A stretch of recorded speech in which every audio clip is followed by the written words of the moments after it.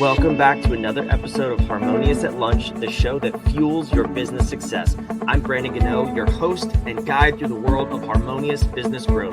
Today, we're unlocking powerful strategies with industry experts to help your business thrive. If you're a business owner, entrepreneur, or executive, you are in the right place. Join me and our incredible guests today on the journey to clarity, growth, and success. It is time to revolutionize your approach to business. Let's dive in with another episode of Harmonious at Lunch. Welcome back into some more bite-sized business advice. In today's episode, we're talking about money, everybody's favorite or least favorite topic. I guess we'll see. If you got a little triggered by that, then maybe you should pay extra special attention to this episode. But we're going to be talking about creating a blueprint and a playbook for your financial success and your company's growth through the lens of a CFO, and how you can take that mindset, put it on your business, and who knows, maybe it's even time to hire a CFO for your business. But I have Tom Dillon with me, owner of Frak Finance. Tom, welcome to the show, and thank you for being here. Thank you for having me. It's a pleasure to be here. I want to, I made that joke in the introduction, and then it dawned on me that maybe that's a very real topic that we should cover first. How many people are really triggered by their finances when you first start working with them? Is that a thing that happens? If they are searching for us, they're usually in two camps. They're having financial issues, or they want the financial success of growth. And so, as you could imagine, there's some clients that we're just not able to work with, just due to the fact that they are, going towards bankruptcy, and that's not necessarily a kind of the right profile of the clientele we're serving. So a lot are triggered, but we kind of get them situated. Now, there's a lot of opportunities where it's just a quick little, not quick, but a turnaround type scenario where they just don't have the right people in the right place. And they don't really have, like you alluded to earlier, that roadmap to get there. And it might be, someone that took over the family business, and they just weren't situated or given the right tools to achieve the success they can. And so there are scenarios by that, but there are definitely some triggers.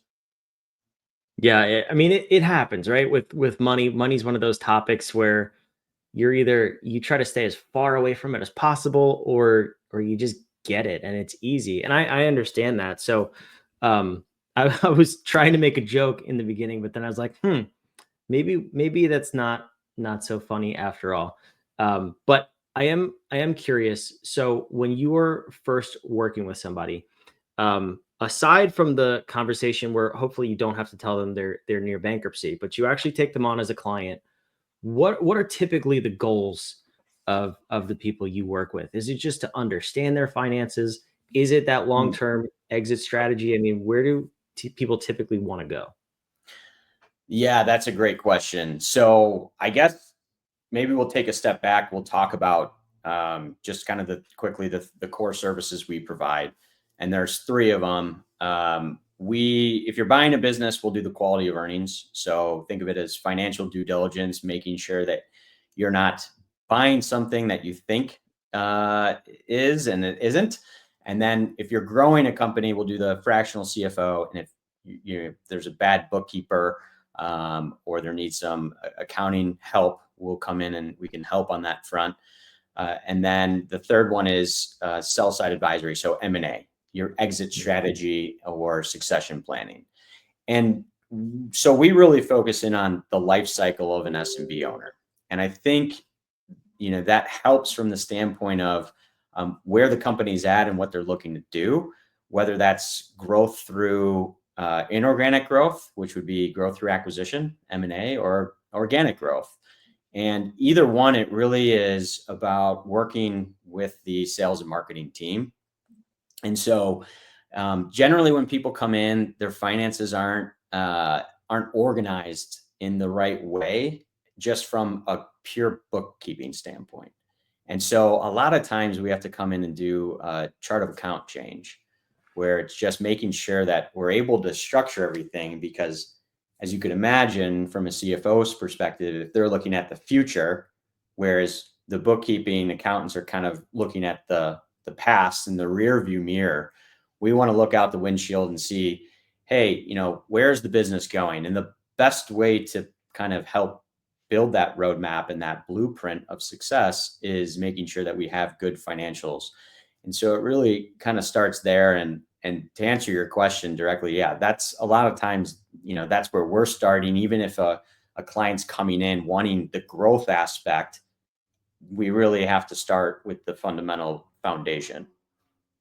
Yeah, I mean that's so crucial. I've encountered a number of mid seven figure revenue businesses. I'm sure a lot of them are listening too, where it's you're only looking out the rearview mirror, and it's so hard to run a company that way by just looking what's already happened. Your tax planning and accounting and bookkeeping. So I love this sort of this new metaphor of looking out the windshield from the CFO perspective. So let's talk about that. Let's say, because we're talking to those people right now, and I'm sure some of them may not have that future focused outlook. They may not have a CFO at all. When they say, I want to grow my company or I want to exit my company, how do you start to put together that blueprint of really how to get them there strategically so that it is inevitable and it's not just a hope and dream for the future? Yeah, it's a great question. I love talking about this topic because it's so near and dear to my heart. Um, it really starts with the conversation with the business owner on what they have in mind in terms of success. It's like, what's your definition of success? Is it, I want to, transition this business to my children? I want to sell it for $20 million. I want to find a way to be a bolt on to private equity and get a second bite of the apple and learn more of a sophisticated operation. And maybe eventually, see them exit to a publicly traded company that has more predictability around their KPIs and their performance and cash flow. All of those things are, part of the conversation early on is like, what do you really want? And so once we define that goal line and that target of, let's just say, I want to sell for $10 million. Okay, it's a big number. How are we going to get there? We're at 2.5 and we need to get to 10. So how do we forex this company? And so we really then start with building out a forecast and putting a realistic time frame on that. 100% growth year over year is really difficult. And so we want to make sure that we're being realistic in the approach and, use the assumptions driving the model that are going to be obtainable, because there's nothing worse than being discouraged and your team, more importantly, being discouraged by unrealistic expectations. That's, a recipe for churn and just everyone being unhappy. So once we kind of have set the reality of, hey, that's a great goal. Let's say that might be a 10-year kind of process. We'll work backwards in terms of how do we get there and build out a forecast of what that might look like in terms of not just here's the forecast and what my overhead looks like, but more importantly, what does it look like from a sales and marketing standpoint? And we spend a ton of time, if you could imagine, when we're talking growth and exiting the company and what that means for a transferable and scalable asset. And transferable meaning you can actually sell it to someone else and that they have a repeatable recipe for success. What we'll end up doing is working on a dotted line with sales and marketing to really get there. And so everything will first start, what's our lead gen kind of process? And what are the traction channels that are working, not working? Do we know what our customer acquisition costs are? How much does it take to acquire a new customer? And what is the ROAS, the return on your ad spend associated with that? And does it make sense to continue spending money in that traction and getting a return on your investment? And so we'll work and start analyzing that marketing lead funnel to start. How many leads are coming in? Where are they coming in from? And are they at industry standard? And then are there levers within each stage of that funnel? Like they'll come in and then where are we losing them along the way? That gets more into the sales side, but there's also a component within the marketing. And so we really spend a lot of time working with the marketing department, not as coming in here, pointing fingers, stepping on toes, but in a very collaborative approach, because that's the only way to achieve that success and start getting things moving in the right direction to execute on that playbook. You could have, some great coaching, but the players are not excited or happy to go out and execute and play the game, then you're going to have issues. You're not going to be a successful team, and vice versa. You have really bad coaching and great talent, but they aren't guided. And I think, and it's not a finger pointing or a blame for any of the owners. It's sometimes they don't have time. They're working, on their business and in it all at the same time. And then they brought in people with some expertise to execute on something specific, like marketing. And sometimes they're just the tracking of that performance and trying to provide some helpful guidance and collaboration around, hey, how can we make these marketing dollars go further? Have we thought about X, Y, and Z? Have we done this? Yeah, I have thought about it. I just kind of need some help getting there. And that's where we will come in on that collaborative approach, saying, all right, great, let's put together our game plan and that blueprint and help you achieve it. It's really interesting, actually. I've talked to a number of CFOs, and I really want to say you're one of the first that talks about dealing with sales and marketing on such a close level. And maybe that's because I haven't spent enough time with the other CFOs, and maybe they get there eventually. I'm not saying bad things about CFOs in general, but that stands out to me, because that's really, instead of just going right in and slashing expenses and overhauling the business model and all that stuff, it sounds like you're really trying to understand what's currently working to what degree, and then seeing if we can make any minor manipulations to expedite that. Why is that? Do you have a background in sales and marketing? Like, why do you start there? Yeah. So I've created and built companies from scratch and bootstrapped companies. And I've also raised capital to go build a tech startup and built our own custom tech stack. So there's a lot of realities around the go-to-market and the dollars spent and the little dollars you have available to really start getting traction and focused in on, what's working and not working in terms of those traction channels. And so focusing on that marketing message and the traction channels associated with it, whether it's, the copy or the creative, all those things really matter. And so, maybe to answer your question, maybe my experience on that, from that realm, leads me there, because I realize that, those things are so crucial to the success and health of a business. But I think there's also two fundamental aspects that probably, and no one's ever asked me this, and I didn't know that. It's interesting. And really, there are two things. You can't cost cut your way to profitability forever. That's a saying and a motto that we have. Sure, it's a one-time adjustment, but where do we go from there?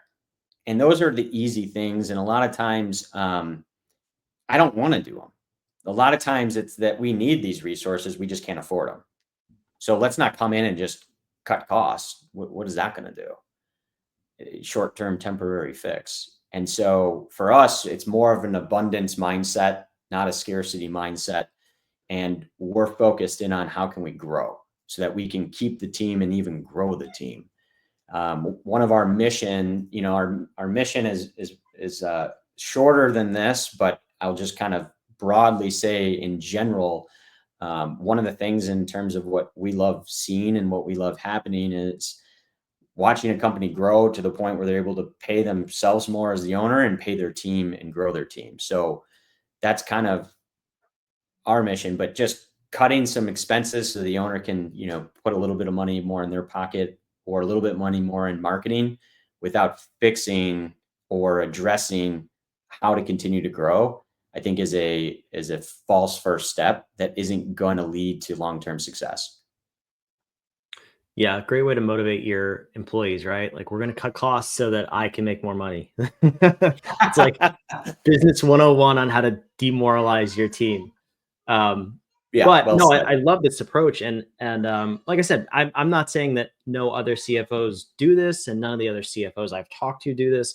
It just seems like it's a priority and a focus for you, whereas it's sort of it's not the first thing that someone else is going to do. So that being said, which begs the next question of who do you find yourself typically working with? Are you do you attract different clientele than other CFOs?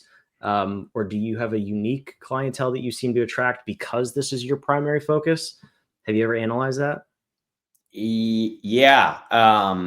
So we really, it depends on the talent within the team and who we can service. Our main kind of four verticals, because of the background in financial services. So we have wealth managers, and then e-commerce. When I left and worked CFO of a private equity backed company, it was in e-commerce. So there's that vertical from my expertise and the people my team that we've attracted who understand that world, as well as SaaS.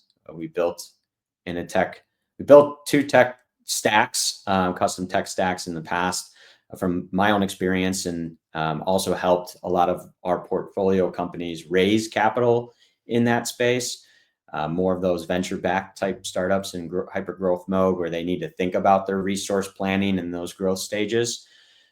Um, and then our final one is sweaty startups. You can think of it as blue collar trades, whether it's home services or commercial services that touch kind of real estate. You could think of.